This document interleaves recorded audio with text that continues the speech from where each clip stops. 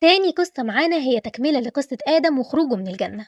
بس قبل ما نكمل قصة آدم عايزة ألفت نظركم لمكانة إبليس قبل المعصية. ابن كثير نقل عن الحسن البصري إن إبليس كان من الجن واسمه عزازيل، لكن ربنا رفعه للمقام العالي وسط الملائكة بسبب عبادته الشديدة قبل المعصية، فكان مرفوع للسماء وكان بيعبد ربنا مع الملائكة آلاف السنين. في روايات قالت إن هما كانوا 6000 سنة والله أعلم بالعدد، وده بالظبط اللي خلاه موجود معاهم وقت ما ربنا أمرهم بالسجود لآدم. الطبري برضو بيذكر إن إبليس كان حافظ للعبادة وذاكر لله، لكن داخله كان فيه كبر خفي ظهر لما جاء أمر الله بالسجود لآدم. الفكرة هنا إن العبادة الظاهرية مش كفاية لو القلب فيه كبر أو حسد، وده اللي بالظبط هلك إبليس في لحظة. هي حواء اتخلقت إزاي وإمتى؟ القرآن الكريم ما ذكرش تفاصيل وقت أو طريقة خلق حواء، لكن اللي نعرفه من النصوص القرآنية: يا أيها الناس اتقوا ربكم الذي خلقكم من نفس واحدة وخلق منها زوجها. المفسرين فهموا من الآية دي إن النفس الواحدة هي آدم، وإن خلق منها زوجها يعني إن حواء اتخلقت منه. في حديث صحيح عن النبي صلى الله عليه وسلم في البخاري ومسلم: استوصوا بالنساء خيرا فإن المرأة خلقت من ضلع، والمقصود بالضلع هو ضلع آدم. أغلب المفسرين قالوا إن ربنا خلق حواء بعد ما أوجد آدم وأسكنه الجنة عشان تكون له زوجة وسكن. فيبقى ربنا خلق آدم من طين، ثم نفخ الروح فيه، ثم أسكنه الجنة، ثم خلق حواء من آدم وهو نايم عشان يصحى يلاقيها جنبه وتكون أنيس له، وبعدين أمرهم هما الاتنين ياكلوا من كل حاجة موجودة في الجنة ما عدا شجرة معينة. إيه الشجرة دي بقى؟ في تفسير الطبري نقل أقوال من أهل الكتاب ومن بعض الصحابة والتابعين، وقال إن في ناس قالوا إنها كانت شجرة الحنطة يعني القمح، وناس قالوا إنها كانت العنب، وناس قالوا التين. القرطبي ذكر نفس الأقوال تقريبا. ابن كثير قال إن مفيش نص ثابت بيحدد نوعها كان إيه، وإن الأقوال اللي اتقالت دي جاية غالبا من الإسرائيليات يعني روايات من أهل الكتاب. والكلام الوحيد عندنا من القرآن: وقلنا يا آدم اسكن أنت وزوجك الجنة وكلا منها رغدا حيث شئتما ولا تقربا هذه الشجرة فتكونا من الظالمين. جنة إيه؟ هو آدم كان في الجنة؟ وهنا اختلف العلماء، في رأي انقسم إنها جنة خلد، ورأي انقسم إنها كانت اختبار وجنة موجودة على الأرض.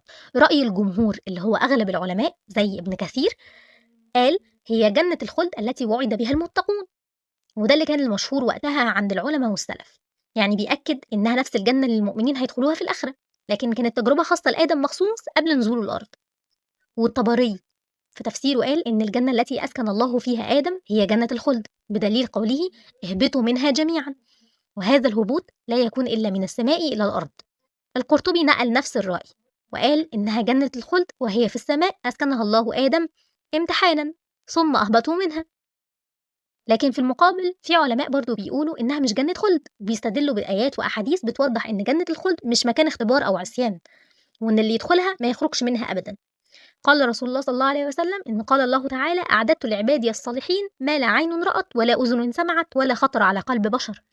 فعندنا هنا بقى الضحاك وأبو مسلم الأصفهاني قالوا إنها جنة في الأرض مش جنة الخلد، وقالوا إن إبليس لما طرد من رحمة ربنا ما ينفعش يدخل جنة الخلد مرة تانية. فالأقرب من رأيهم إنها كانت جنة خاصة على الأرض فيها النعيم، لكن هي مش الجنة الموعودة زي ما قالوا، والله أعلى وأعلم. بعد ما عصى إبليس ربه حصل له إيه بقى؟ كان إيه مصيره؟ القرآن استخدم أكثر من تعبير مع إبليس وكل تعبير كان له معنى. أول معنى: فاخرج منها فإنك رجيم، وبرضه فاهبط منها فما يكون لك أن تتكبر فيها فاخرج إنك من الصاغرين. المقصود منها هنا مش بالضرورة جنة آدم، لكن المقام العالي في الملأ الأعلى، المكان اللي كان فيه الملائكة المقربين من ربنا. برضه ربنا قال عليه: وإن عليك لعنتي إلى يوم الدين.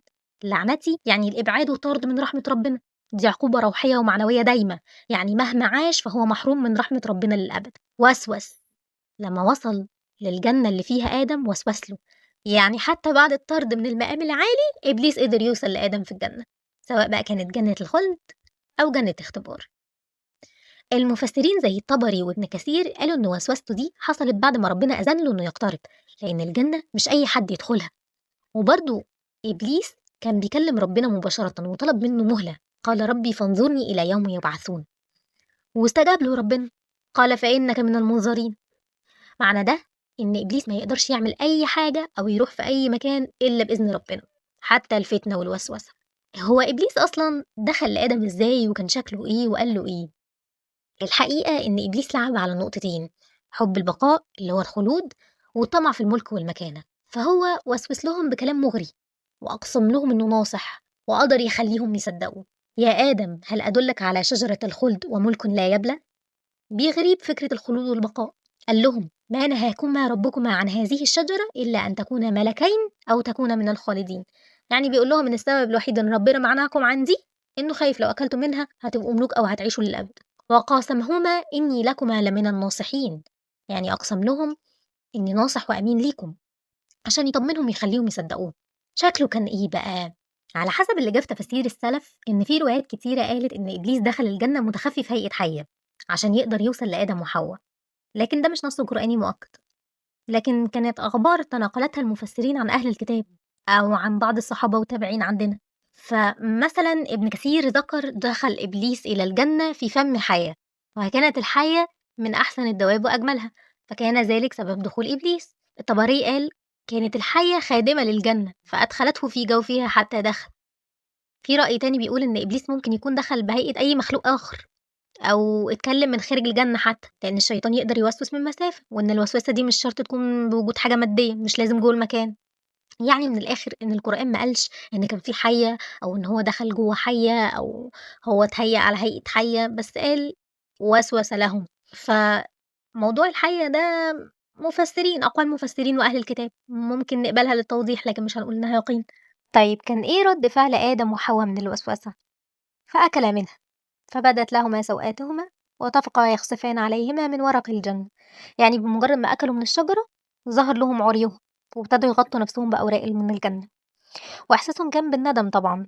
وقتها ربنا ذكرهم بالتحذير اللي قاله قبل كده، وناداهما ربهما ألم أنهاكما عن تلك الشجرة وأقل لكما إن الشيطان لكما عدو مبين. القرآن بيأكد إن آدم تاب وربنا غفر له من غير لا وسيط ولا فداء. العقائد المسيحية اللي بتقول إن ربنا لازم يتجسد في صورة إنسان أو يصلب عشان يغفر خطيئة آدم دي حاجة مش موجودة أصلا. فتلقى آدم من ربه كلمات فتاب عليه إنه هو التواب الرحيم، وهم اعترفوا بذنبهم ربنا ظلمنا أنفسنا وإن لم تغفر لنا وترحمنا لنكونن من الخاسرين. وده كان اعتراف بالذنب وطلب للمغفرة وربنا تقبل توبتهم. مفيش في المنطق ولا العدل حاجة اسمها الخطيئة الموروثة، كل إنسان بيتحاسب على عمله ولا تزر وازرة وزر أخرى. توبة آدم كانت مباشرة بينه وبين ربنا وربنا غفر له فورا. مفيش حاجة اسمها إن البشرية كلها مولودة بخطيئة آدم، دي عقيدة خاصة بالنصرانية. بس المشكلة إن في نصوص بتتاخد أو كلمات من القرآن أو الأحاديث وتحرف معناها أو تفسيرها غلط بهدف تشكيك المسلمين في دينهم. فأنا مثلا كنت بسمع كتير قوي جملة فنفخنا فيه من روحنا، دي مش بتلفت نظرك لحاجة؟ في القرآن النفخ من الروح مش معناها إن المخلوق جزء من الله أو إله، لكن معناها تشريف وإحياء مباشر من ربنا ليه. آدم وعيسى الاتنين اتقال عنهم النفخ من الروح. ربنا قال عن آدم فإذا سويته ونفخت فيه من روحي فقعوا له ساجدين، وربنا قال عن عيسى ومريم ابنة عمران التي أحصنت فرجها فنفخنا فيه من روحنا.